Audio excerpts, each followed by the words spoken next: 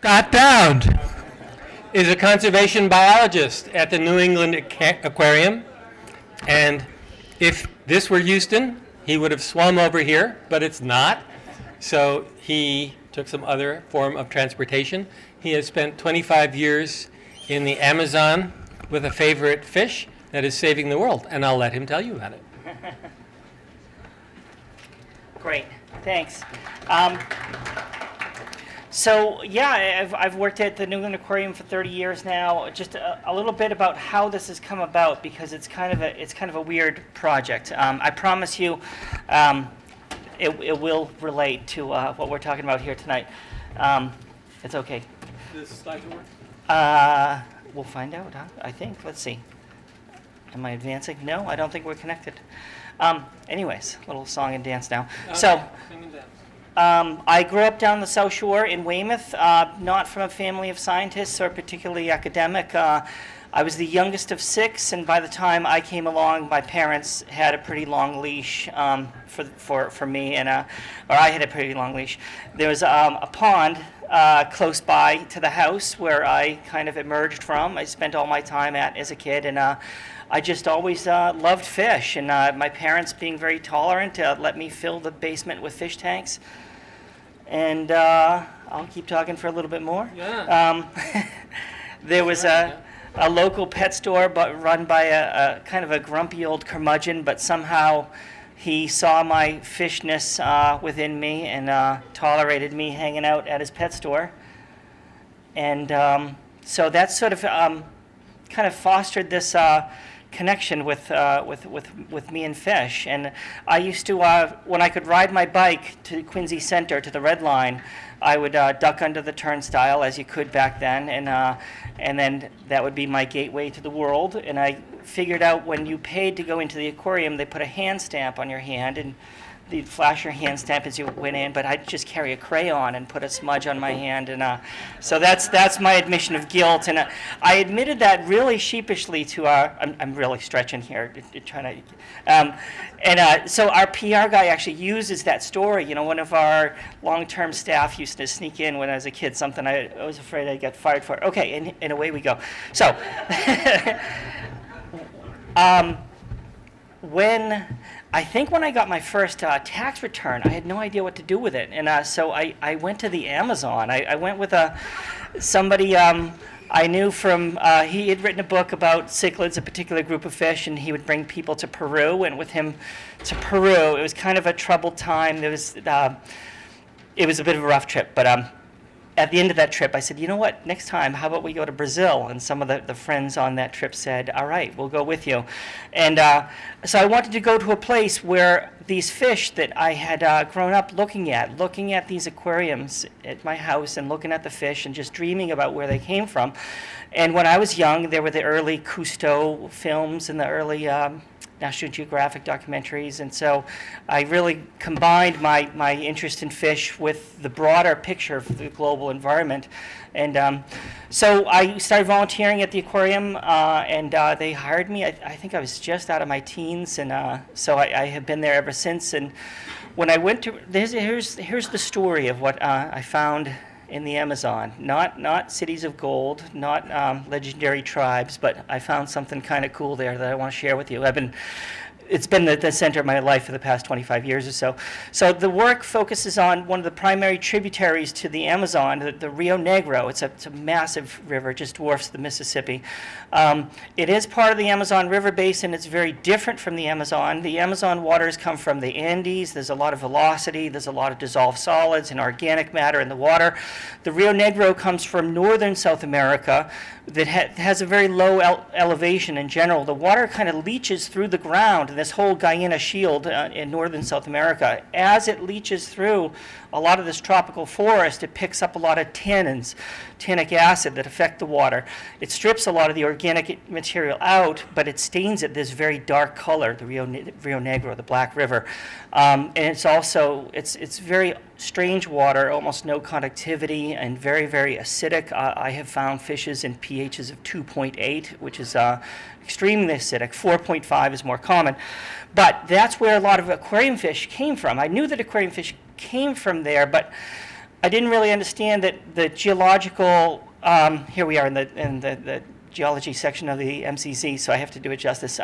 So it's the geology that shaped a lot of these fishes. In the Amazon, there are a lot of the giant fishes, the giant arapaima, the giant catfish, just because of all the energy that's fed into it from all the organic matter coming down from the Andes feeds all the trophic levels. But in the Rio Negro, it's more like just dark distilled water. So it's really hard to be a fish in this place because there's not a lot to eat, and so it's kind of hard. So how that's affected the fish populations is in general they've been pretty miniaturized, and because the niches are so narrow, there's been a lot of extreme specialists.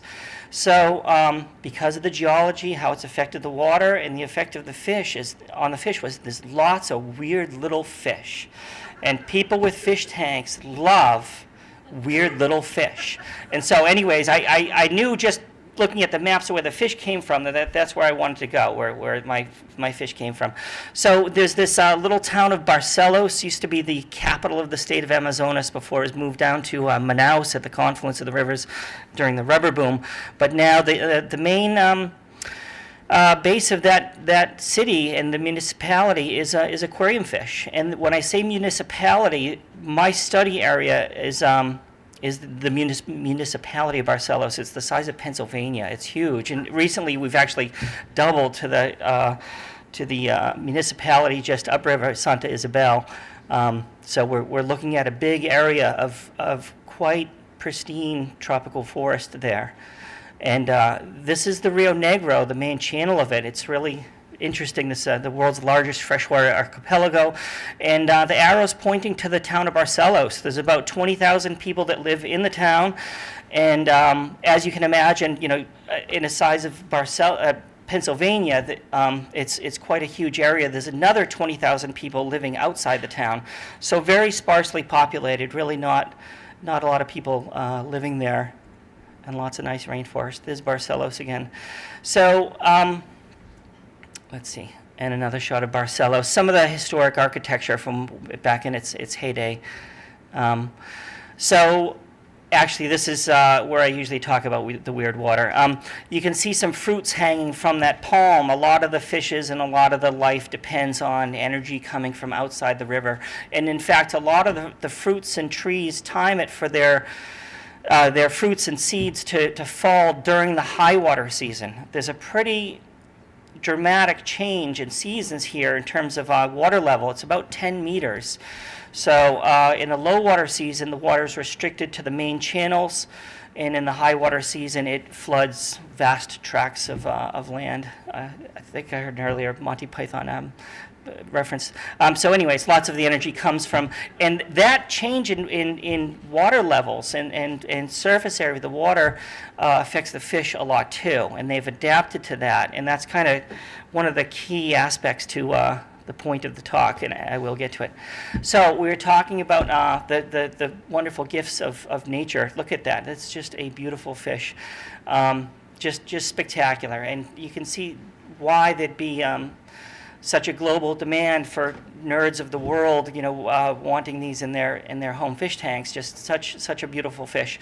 There are dozens of species that come from this region that the residents collect and pass through a series of intermediaries, and they get out to global markets, and they go to aquariums around the world. This fish, however, represents more than 85% of the export, this individual by volume. This is from a group of fish called tetras. A lot of you that have had aquariums, I'm sure you know different kinds of tetras. Here there are bleeding heart tetras, marble hatchetfish, rummy-nosed tetra. So the tetras represent almost all of the exports. There are some cichlids and some catfish and a few freshwater stingrays that get exported from the region. And when we have had the infrastructure to get some metrics, we have documented years where at least 40 million individuals of these species are captured every year and sent out for the global home aquarium trade. And I'm sure that number it really hits some of you. So the industry started back in the 1950s. There's a story told by a guy, he recently passed on, Dr. Herbert Axelrod. He wrote a lot of the books we read as kids, Hamsters for Fun and Profit, and I don't know, You and Your Dachshund, and all of that. Tropical Fish Hobbyist was his publishing company.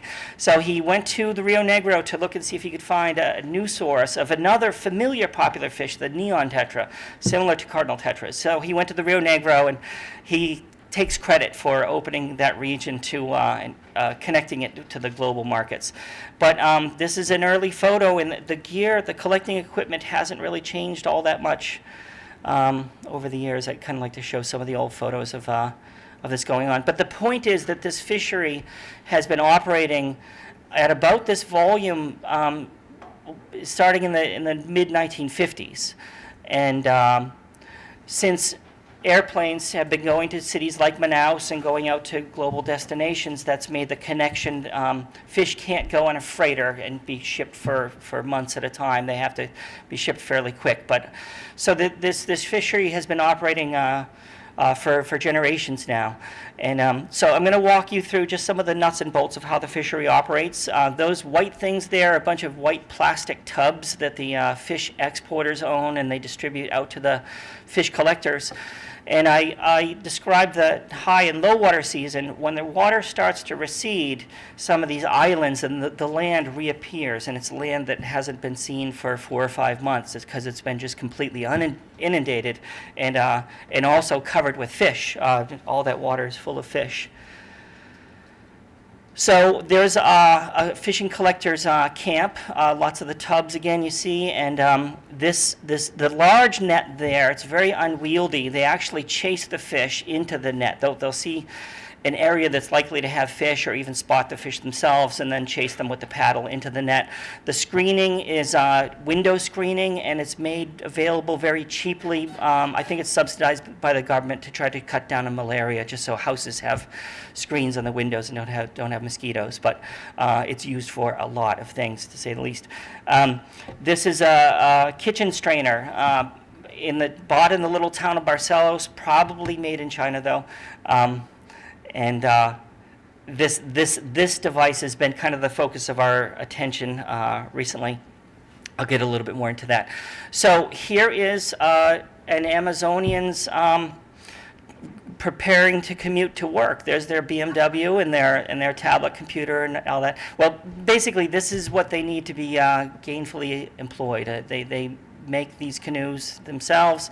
The paddle, all of that is made themselves, and the fishery resource is there, and the global market is there, and so they can catch these fish, and they've worked out, as I've said, the techniques to get them handed off to intermediaries and get paid. And this is the majority of the base of livelihoods of the region, and the fishermen are by no means rich, but they're not penniless, and that's a big difference between being absolutely poor with no hope and not knowing how you're going to feed your kids the next day and the years to come. So in this region, they have this more than 50-year retrospective view of this fishery resource being the basis of their livelihood. They can get out and catch fish and sell fish if they need money, and women get paid the same as men get paid for fish. And I haven't surveyed, but I see nearly as many women fishers out there as men fishing. So again, something after spending a long time in this region, just seeing what poverty means, in what the impact is in regions of biological importance and desperation. And you combine that with hunger, people's most basic needs, and you just can't even talk about the environment. So when I'm done giving you this talk, I think it's going to catch you by surprise. It caught me by surprise just as much to see how this network, or the connectivity of unrelated, otherwise unrelated things has these results. Anyways, this is a friend, Pinheiro, a fisher. There he is chasing fish into his net. And this is another friend, Jose Bentos, and he's transferred some of the fish into that plastic-lined basket in the foreground. There is his carrying vessel for the day for the fish that he catches. And at the fishers' camps, they maintain them in these net pens. Again, the window mosquito mesh, and there will be thousands and thousands of fish in these pens. And there they are tending the fish. They feed them at sort of an odd variety of things. It's often table scraps. They'll clean the mesh a lot because they don't want the mesh getting fouled, because that will decrease the water flow going through the pens, and the fish need fresh, clean water. And whole families are involved. They are sort of processing the fish, sorting, counting, grading the fish for size, and preparing them to be handed off, and that's where they'll get paid. It kind of looks like she's got miso soup there or something, but no, she's attentively counting the fish. Boy, I'm still friends with these families, and they actually get a chuckle. I showed them these slides a while ago, and we've all aged a bit since those pictures were taken. So this is in Barcelos, in the little city. This is upstream of town, just so that it isn't affected by any of the pollution or anything that comes into the water from the town. So they have clean water there to change water on the tubs. That's floating, and it kind of needs to be floating, again, because of that 30-foot water level change. And there are no roads that go to Barcelos. And the main route, their connection to the world, is the Rio Negro. And there are some freight boats, or I take the commuter boat from Hingham to the aquarium every day, and it's great. I do miss something, though. I take the commuter boat sometimes up to Barcelos. It's about a 2-day trip. And on the Hingham commuter boat, there are these nice posh seats and air conditioning and everything.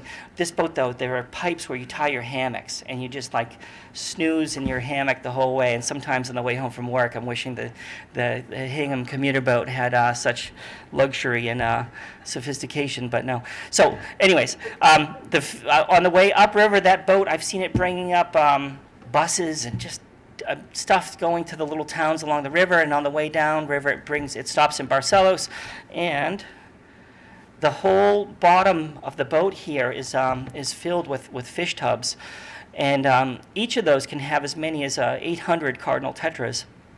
And here are the hammocks up here. So I remember taking this picture. I think it was 1991, and it was really upsetting. I was kind of I had such a clash of emotions. I had made it to this place that was the dreams of my childhood, where my fish came from, and I suddenly had this very dirty feeling that I was involved in this industry that was just capitalizing wildlife. So many fish coming out of the environment for people's entertainment, people's decorations at home. I really had mixed feelings about it, and so it was my thing. It was my place, and I had partnered with a researcher there and continued to do trips every year. I would get a bunch of fish hobbyists, and we would charter a boat, and he would bring out some students, and that's how he would get his students into the field, and the hobbyists got to see the Amazon, see where their fish came from.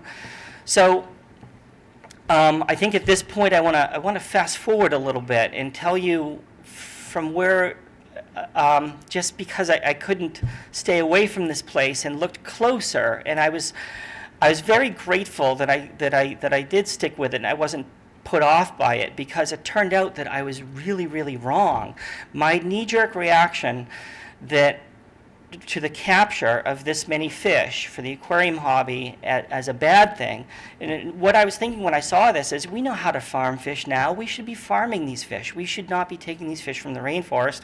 I love the aquarium hobby. The aquarium hobby's great, but we shouldn't be taking animals from the rainforest. Wrong. Really wrong. So, first, biologically, why I was wrong is that 10-meter water differential. How these fish have adapted to the low water season is most of them die. Most of the populations of these fish just collapse, and that's how it's been happening. And in El Nino years, it's super severe, extended extreme droughts. So most of the cardinal tetras die. But the handful, the small percentage that are capable of enduring the stressors of that season, even more miraculously than living, they come into breeding condition. They muster the energy for eggs, and they get ready to spawn. And when they get the early cues that the next rainy season is starting, that's when they spawn. And it's most advantageous for them to spawn just when that flood is happening, because that's when all their fish, all their young, have access to all the resources of the newly inundated forest floor that had been growing terrestrially for months now. Now it's full of fish, and the fish populations go up exponentially. So an 18-month-old cardinal tetra is a very old cardinal tetra. And so the populations go up because the niche expands. But that condition is only temporary, because the flood is going to recede, the water is going to be back in the main channels again, and most of the fish are going to die. So those fishing camps that get established when the flood starts to recede, some people romantically look at it and they say, oh, the fish are being saved, they're being airlifted out, so they're doted on in aquariums. But the thing is that it's really, a lot of fisheries strive to say that they're sustainable, a sustainable fishery. And in the early years, I used to say, yes, this fishery is very sustainable, and it's a very low-impact fishery. And then I realized that that's wrong. This is much more than sustainable. This is much more than low impact. This is a high-impact fishery.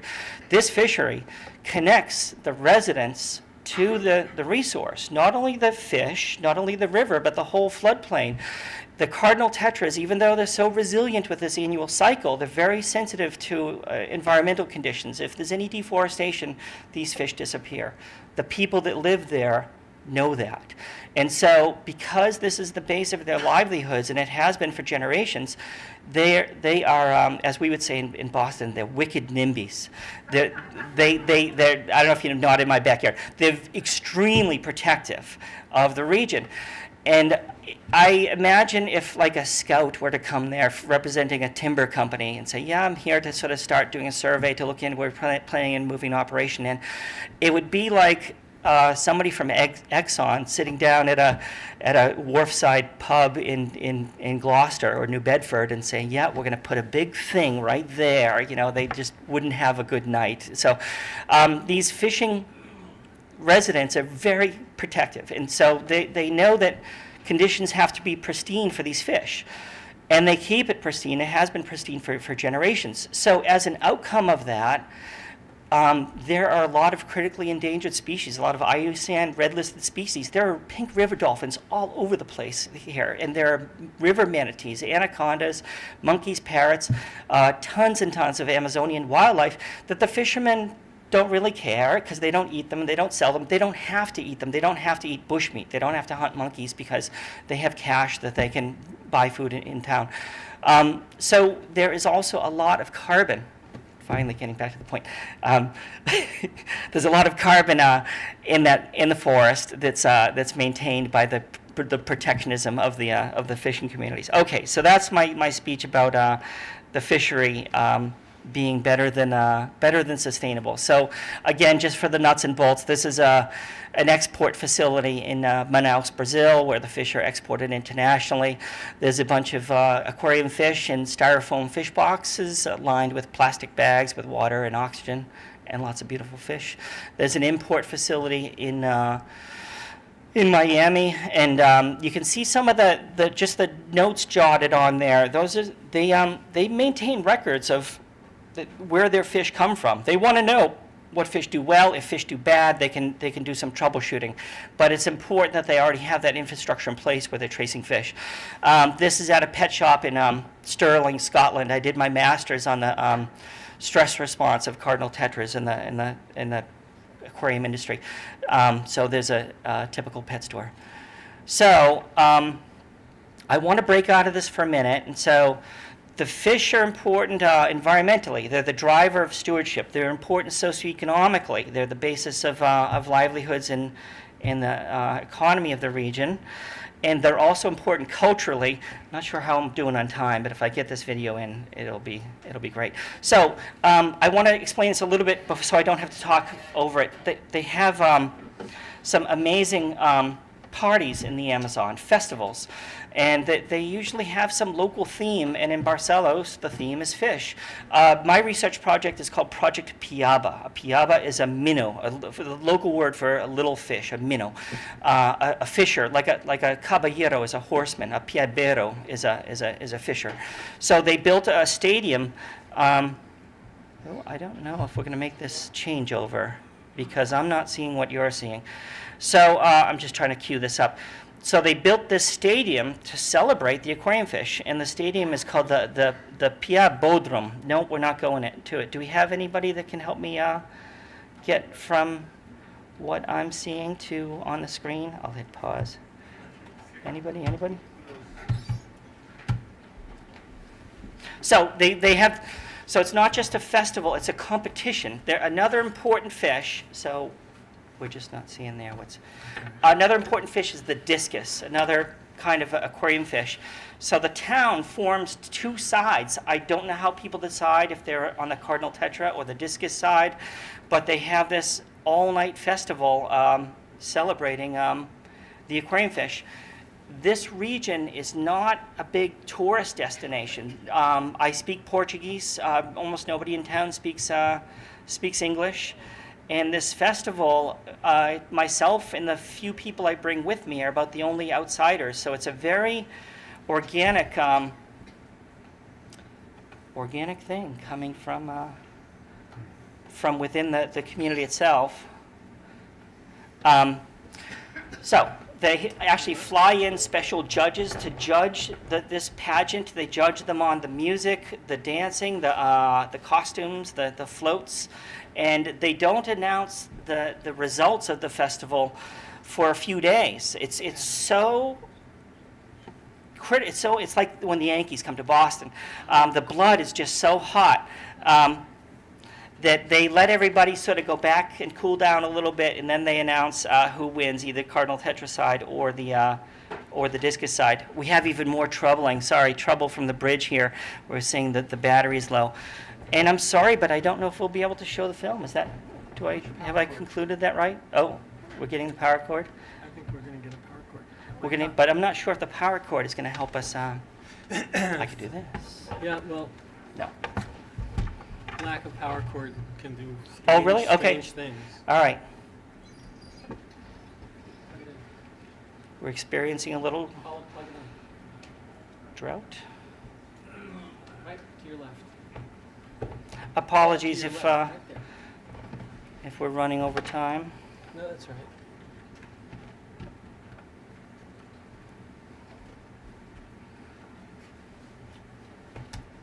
Here we go. But we're not seeing it though. We're not seeing it. We're not seeing it. Okay.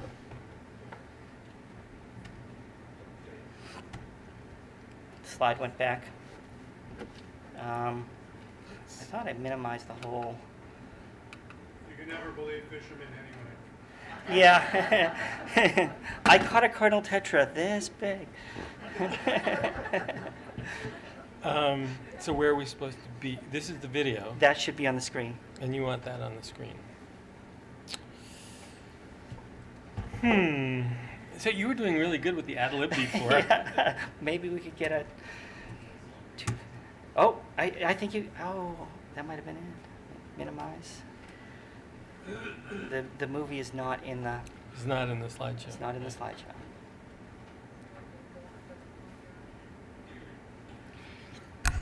Every conference, I get an opportunity to say that this is an example of technology saving us. And everybody, kind of nervously laughs because we all know how true it is. And But we're not seeing it there. So how do you switch screens? Isn't there like a Control F or some function? Control F, does that F stand for something? I'm Control F. Uh, Well, I don't know, Scott, I'm sorry. okay. So hopefully we can get to the film, and I'll just sort of finish the talk and save the time for the film if we can get to it. The fishery is actually in danger of collapsing. And that dream I had in 1991, we shouldn't be taking these fish from the river, we should be farming them, came true. They're now, they've worked out aquaculture technology to, all right, sorry. You can now use hormones. Even though these fish come from this weird water, you can use hormones to forcibly induce fish to spawn. So these fish that had only come from this very bizarre region of the Rio Negro, in recent years have become commercially produced ex situ in the Far East, a little bit down in Florida. So again, that dream I had in 1991, came true, but it's my nightmare now. So my fear is that if this fishery collapses, these people that for generations have been protecting this region of the Rio Negro are going to abruptly face hardship. And that's just not a situation you want in an area of such biological importance. And so I had a brief period of, wow, this fishery, I don't have to feel guilty anymore, yay, it's a good fishery, and in fact, I want to help promote this fishery. I want to tell this story to the fish hobbyists and to conservationists, that by getting involved in the aquarium trade, you can seek fish that will have been sourced in ways that have overwhelming benefit to people and the environment. So some of the things we're doing, since they do come from such weird water, that's why the farmed fish have an advantage in the trade, because they come from very common and typical water that's found in the industry. So we're developing best handling practices, things we've worked out at the New England Aquarium about how to care for fish and make fish, keep fish happy and healthy and stable in captivity. So applying science down in the Amazon, the science of aquatic veterinary. Here we go. Sound by any chance? That might be too much to ask. There's really cool music that goes with it. Can we get rid of that? I'm trying. Okay. So here's the fish festival.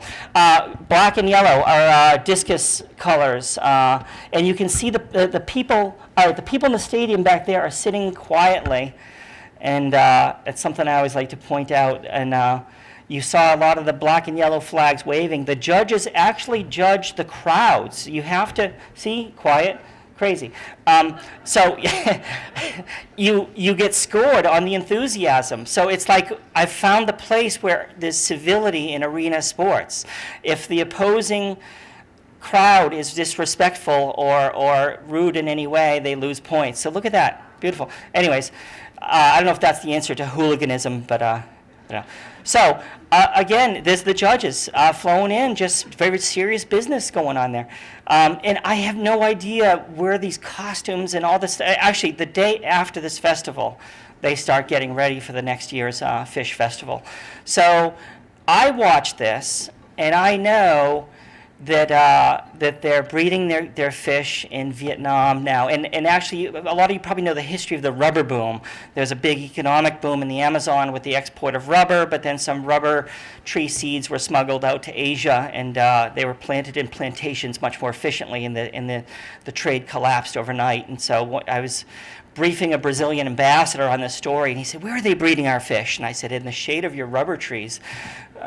Just to sort of make the point. So I like showing this fish to hobbyists, but part of the threats out there that are threatening this is there are less nerdy, introverted kids like I was, like I bet a lot of you were, getting into fish tanks. Now the kids are into their Facebooks and all that stuff. And so I'm offering this to the industry, and I'm thrilled with the enthusiasm that the aquarium trade, the wildlife traders, are embracing the opportunity to demonstrate their commitment to the environment.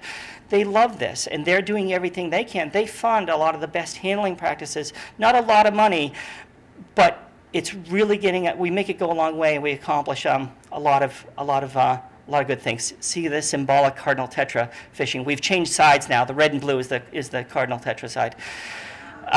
So stuff like this, there are some big companies that now dominate. She lives in Beverly now, by the way. A guy that came on my trip married her. She lives on. Anyways. check some of the lyrics there. This is all from them, by them, and it's just it's such a beautiful thing. I have this atlas of, sort of effect though, because I know that if we don't take the right strategic adaptations, the fishery will collapse.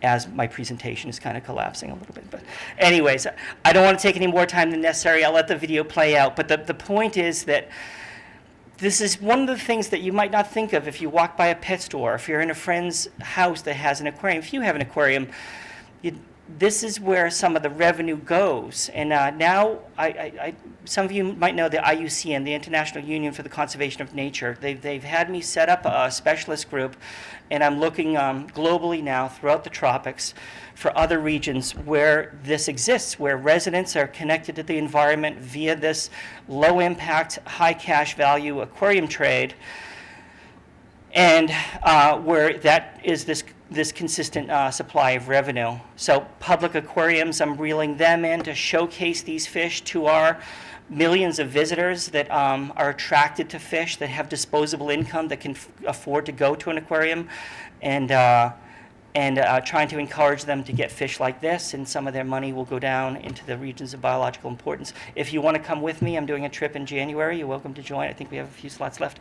Okay, I'm going to go. Thank you for your patience, and I apologize again for the glitches. So thank you.